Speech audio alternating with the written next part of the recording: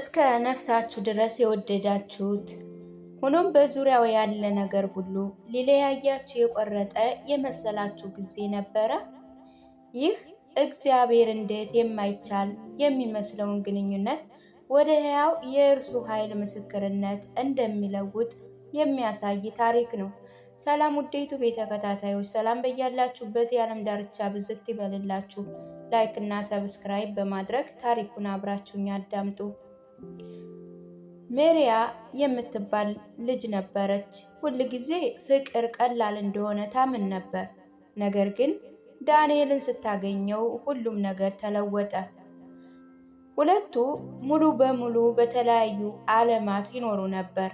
ሜሪያ በስራ በሚተራመሰው በሌጎስ ከተማ አድካሚ ስራዋን እየሰራች ታናናሽ ወንድሞችና እህቶቿን ትንከባከብ ነበር።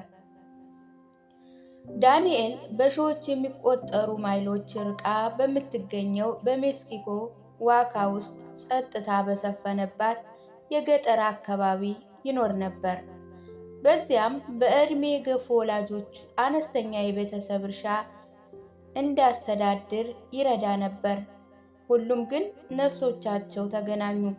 ፍቅራቸው በምሽት ጸሎቶች፣ በተከፈሏቸው ቅዱሳን መጻሕፍት፣ በተቆራረጡ የቪዲዮ ጥሪዎች ላይ በሹክሹክታ በሚነገሩ ህልሞች አድጓል። ርቀቱ ከባድ ነበር፣ ግን ልባቸው ቀላል ሆኖ ይሰማቸው ነበር። እግዚአብሔር ለዓላማ አብሮ እንዳሰረላቸው ያምኑ ነበር። ከዚያም እውነታው እንደ አውሎ ንፋስ ወጣ። የዳንኤል ቤተሰቦች መጨነቅ ጀመሩ። ስለ ማጭበርበሮች፣ የልብ ስብራቶች እና በመስመር ላይ ሌላ ሰው መስለው ስለሚቀርቡ ሰዎች ታሪክ ሰምተው ነበር። ለልጃቸው ፈሩ። የሜሪያ ቤተሰቦችም ጥያቄ አነሱባት። እንዴት ትገናኛላችሁ? ቪዛው ባይሳካስ? ለጉዞ እንዴት አቅም ይኖራችኋል? ጊዜ ማባከን ቢሆንስ? ወደፊት ለመራመድ በሞከሩ ቁጥር ሁሉም በር የተዘጋ ይመስል ነበረ። የቪዛ መዘግየት፣ የገንዘብ ችግር፣ ጥርጣሬ፣ አለመግባባት፣ በሰዓት ልዩነት ምክንያት የሚመጡ ክርክሮች፣ እንደውም የራሳቸው ፍርሃት ከጸሎታቸው የበለጠ ድምፅ አሰማ። አንድ ምሽት ከረጅም አድካሚ ቀን በኋላ ሜሪያ አልጋዋ ላይ ተቀመጠች። እንባዋ በፊቷ ይወርድ ነበር። ጌታ ሆይ፣ ይሄ በጣም ከባድ ነውን? የማንችለው ነገር ለማድረግ እየሞከርን ይሆን? ስትል ጠየቀች። በዚያ ምሽት ዋካ ውስጥ ዳንኤል ጸጥታ የሰፈነበት ኮከቦች የሞሉበት ምሽት ላይ ወጣ። በቀዝቃዛ መሬት ላይ ተንበረከከና ያንኑ ጸሎት በሹክሹክታ ተናገረ። አምላኬ ሆይ፣ ይሄ ፍቃድ ከሆነ አሳየን፣ ምን ማድረግ እንዳለብን ከእንግዲህ አናውቅም ሲል ወደ አምላኩ ጮኸ። ከጥቂት ቀን በኋላ በስሜታቸው ሳይሆን በእግዚአብሔር መመሪያ ለመጠየቅ አብረው ለመጾምና ለመጸለይ ወሰኑ። በሦስተኛ ቀን ሜሪያ መጽሐፍ ቅዱሳን ወደ ማቴዎስ 19:26 ከፈተች። በሰው ዘንድ ይህ አይቻልም፣ በእግዚአብሔር ዘንድ ግን ሁሉ ይቻላል። ቀጥታ ቆመች። እግዚአብሔር ራሱ በልቧ የሚናገር ያህል ተሰማት። በዚያው ማለዳ ዳንኤል በደስታ ጽሑፍ ላከላት። ውዴ፣ እግዚአብሔር ከእርሱ ምንም የማይቻል ነገር የለም ብሎ አሁን አስታወሰኝ። እንዴት እንደሆነ አላውቅም፣ ግን ያደርገዋል አላት። ሰላም በልባቸው ላይ ነገሰ።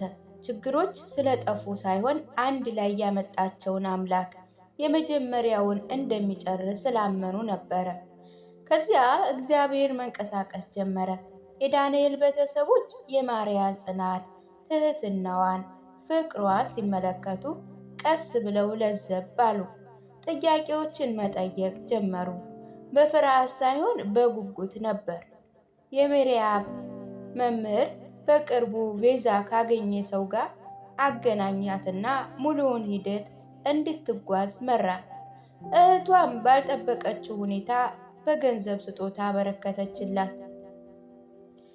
እንድደግፍሽ ተመርቼ ነው አለቻት። አንድ በአንድ ተዘግተው የነበሩ በሮች መከፈት ጀመሩ። ማሪያ በመጨረሻ የተፈቀደላትን ቪዛ በእጇ ይዛ በደስታን ባለቀሰች። የዳንኤል ቤተሰቦች በሙዚቃ በምግብ እና በጸሎት አነስተኛ የእንኳን ደህና መጣሽ ዝግጅት አደረጉላት።